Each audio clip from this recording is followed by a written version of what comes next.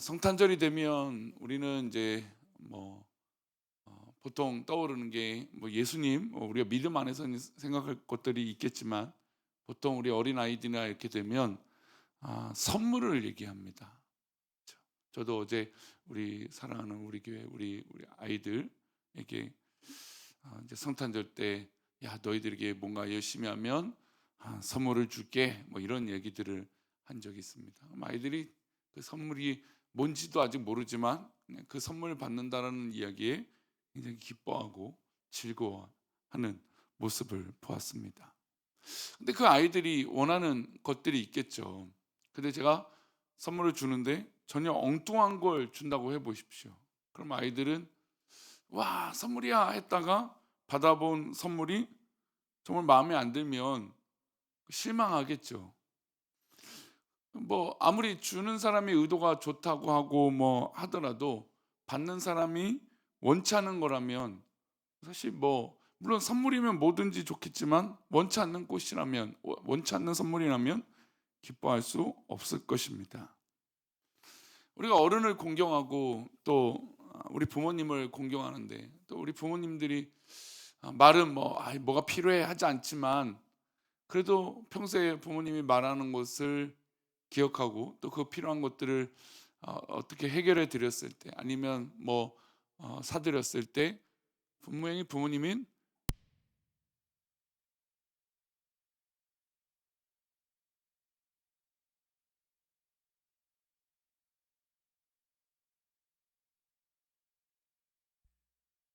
누구한테 영광을 돌리려고 살고 있는 것이죠? 하나님께 영광을 돌리려고 살고 있는 것이죠. 하나님께 영광을 돌리려고 살아가는데 그 영광을 돌리는 것에 마치 믿음이 없다면 당연히 하나님을 기쁘시게 할 수 없는 겁니다. 반대로 얘기하면 하나님이 원하시는 것은 믿음인데 우리가 전혀 엉뚱한 걸 가지고 하나님 앞에 나아갈 수는 없는 것이죠. 하나님께서 기뻐하시는 것, 하나님이 원하시는 것, 그것은 믿음이라는 것을 우리는 잊지 말아야 됩니다. 다윗은 하나님과 평생 동행한 사람이었습니다. 하나님이 무엇을 원하는지 잘 알고 있었던 사람이죠. 어린 시절 2세의 막내 아들로 8째 아들로 태어나서 들판에서 양을 칠 때부터 그는 하나님을 늘 바라보았습니다. 왕이 되어서도 그랬습니다. 왕이 되기 전에도 사울에게 쫓겨다니면서도 그 어려웠던 시절에도 하나님이 원하시는 바를 이 다윗은 알고 있었던 것이죠. 그리고 때로는 자신도 하나님이 원치 않는 것, 하나님이 싫어하시는 것을 해서 하나님께 혼나기도 했습니다. 그리고 하나님의 마음을 아프게 한다는 것도 알게 됐죠. 그가 이제 오늘 역대상 29장에 자신의 삶을 이제 마무리하는 그때가 됐습니다. 이제 어떻게 보면 자신의 삶을 마무리하고 하나님 앞에 돌아가는 그 마지막 모습이 담겨 있습니다. 그 모습 가운데 이제 자신의 아들인 솔로몬과 이스라엘 백성들에게 보여주게 되는 것이죠. 그게 이제 본문의 2절과 3절입니다. 우리 함께 읽어볼까요? 내가 이미 내 하나님의 성전을 위하여 힘을 다하여 준비하였느니 곧 기구를 만들 금과 은과 녹과 철과 나무와 또 만호와 가공할 검은 보석과 채석과 다른 모든 보석과 욕돌이 매우 많으며 성전을 위하여 준비한 이 모든 것 외에도 내 마음이 내 하나님의 성전을 사모함으로 내가 사유한 금 은으로 내 하나님의 성전을 위하여 드렸노니 그는 일평생 하나님 앞과 사람들 앞에서 본을 보였던 사람입니다. 그는 성전 건축을 하나님께 허락받지 못했습니다. 자신의 아들이 성전을 건축하도록 하나님께서 허락을 하셨죠.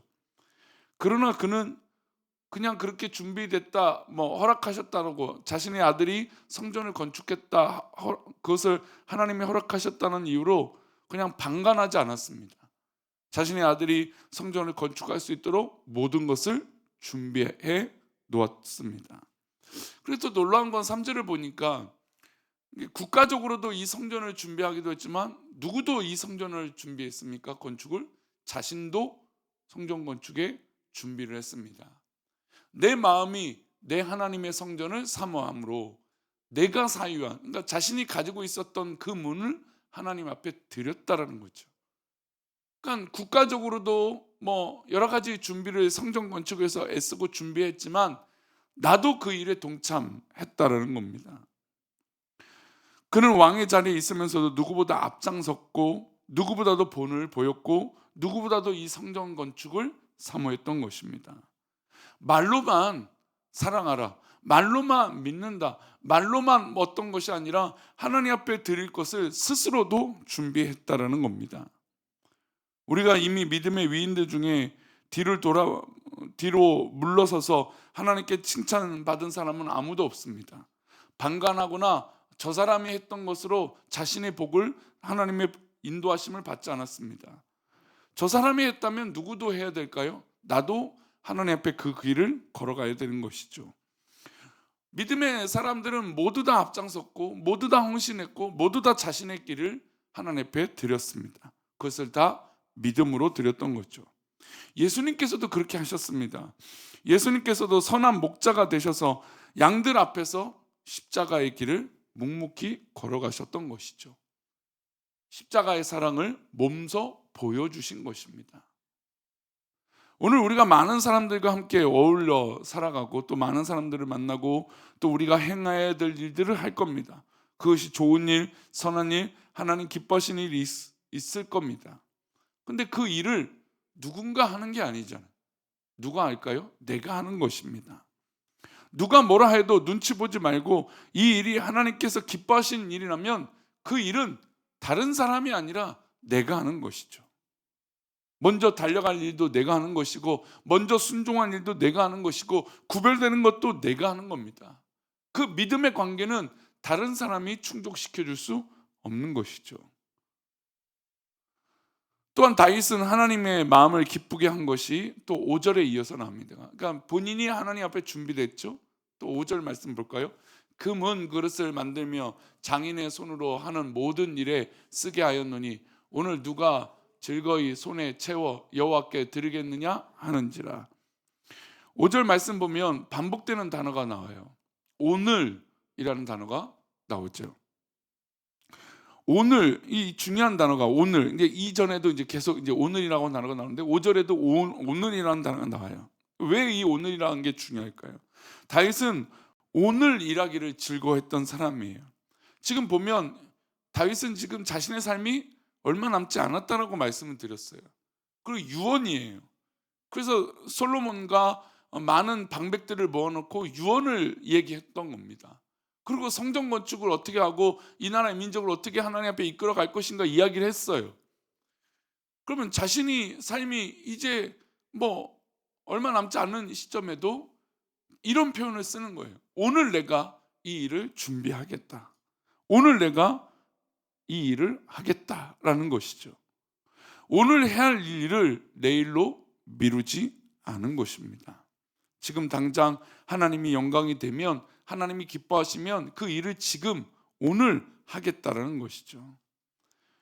여러분, 다윗이 골리앗을 물리쳤을 때 한번 기억해 보십시오. 골리앗을 물리쳤을 때 며칠을 계획하고 뭐 언제 뭐 어떻게 하겠다 이게 아니었습니다. 골리앗이 하나님의 이름을 더럽히고 이스라엘 민족을 모욕했다는 이야기를 들었을 때 그는 당장 그 길을 걸어가서 냇가에서 돌을 주워다가 사울왕 앞으로 걸어갑니다. 그리고 당당하게 자기가 골리앗과 싸우겠다라고 합니다. 사울왕이 그 모습을 보고 갑옷을 주고 무기를 주려고 했는데 그것이 필요 없다라고 했습니다. 그리고 곧장 누구에게 달려갔습니까? 골리앗에게 달려갔던 것이죠. 그리고 만군의 여호와의 이름으로 골리앗과 싸웠던 것입니다.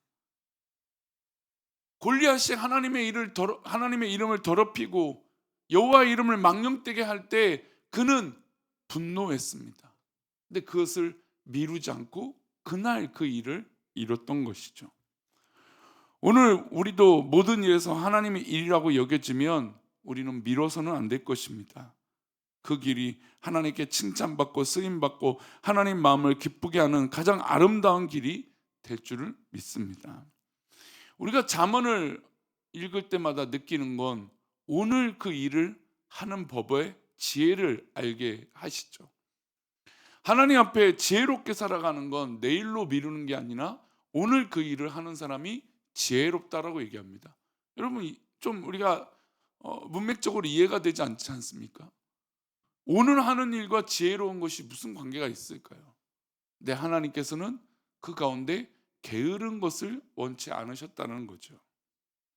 그래서 뭐에게 가서 배우라는 말씀을 잠언에서 알고 있습니까? 개미에게 가서 배우라라는 것입니다. 오늘 할 일을 하나님 앞에 기쁨으로 감당하는 것이 참 귀하다라는 것입니다. 다윗은 자신이 해야 될 일을 미루지 않고 오늘 도전받은 그대로 행했던 사람입니다. 아까도 이제 말씀드렸지만 예수님 사역에서도 오늘이라고 하는 단어가 참 많이 등장합니다. 예수님이 삭개오를 만나셨어요. 그리고 삭개오에게 내가 너희 집에 유하겠다라고 말씀하시면서 뭐라고 말씀하시냐면 오늘 내 집에 구원이 임했다라고 말씀하세요. 오늘 구원이 이 집에 이르렀다라고 말씀하세요.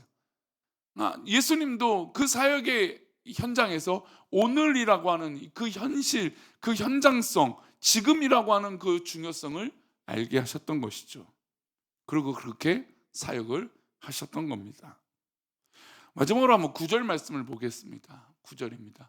백성들은 자원하여 들었으므로 기뻐하였으니 곧 그들이 성심으로 여호와께 자원하여 들었으므로 다윗 왕도 심히 기뻐하니라. 백성들이 자원하여 들었고 그 모든 것을 기뻐했어요. 또 곧 그들이 성심으로 여호와께 자원하여 들었으니 다윗도 기뻐했습니다. 성전을 하나님께 지어드리는 이 놀라운 건축의 현장에 다윗 왕도 기뻐하고 백성들도 기뻐했습니다. 근데 그 기뻐하는 비결이 어떤 비결이었습니까? 자원하는 것이죠. 우리 돌아온 주일에 우리부터 해서 우리 셋째 주, 우리 성탄절 주간까지 우리 성도들이 교회 안에서 자원할 것, 그 모습들에 대해서 이야기를 나눌 겁니다. 제가 늘 얘기를 하지만 물론 교회는 어쩔 수 없이 순종해야 될 일도 있습니다. 저는 그것도 복이 있다고 봐요. 어쩔 수 없이 내가 아무도 하지 않게 내가 그 일을 하겠다 할 때 하나님이 돌보시고 채워주심의 은혜가 있죠. 근데 더 기쁜 것은 그 부족한 것을 발견하고 연약한 것을 발견했을 때 내가 그것을 자원하여 한다는 건 굉장히 중요한 거예요. 하나님 앞에 자원하여 하나님 앞에 드린다는 건 중요하죠. 하나님께서 과부의 두 렙돈을 기뻐하셨던 것도 그의 생활비의 모든 것들을 자원하여 드린 것이죠. 우리가 지금 예배를 드린 거 여러분, 제가 혹시 잔소리해 갖고 예배 안 나오면 뭐라고 하니까 나오신 겁니까? 아니면 혹시 뭔가 누군가 권면해서 나오신 겁니까? 아니, 권면을 하더라도 내가 나와야죠. 내가 자원해야죠. 어렸을 때 신앙생활을 할 때 가장 저도 중요하게 어릴 때에도 느꼈던 건 억지로 교회 나오는 친구들을 보고 참 왜 교회를 억지로 나오지 이렇게 좋은 데를, 그런 생각을 했던 것 같아요. 물론 교육을 위해서는 또 억지로도 해야 돼요. 왜? 가르쳐야 되니까. 예배를 드리는 게 몸에 훈련이 안 되어 있으니까 가르쳐야죠. 억지로라도 끌고 나와야죠. 근데 그때가 넘어가면, 그 어린 시절에 그때가 넘어가면 어떻게 됩니까? 아이들이 스스로 하겠다라고 얘기하죠. 자원하는 거죠. 근데 그것이 믿음으로 자원하지 않으면 문제가 생기게 됩니다. 구절에서 보듯이 우리가 자원할 때 기쁨이 있는 것 같아요. 자원해서 섬기고, 자원해서 사랑을 나누고, 자원해서 하나님 앞에 예배하고, 자원해서 하나님 앞에 구별하여 드리는 것, 그것을 하나님께서 기뻐하시는 것이죠.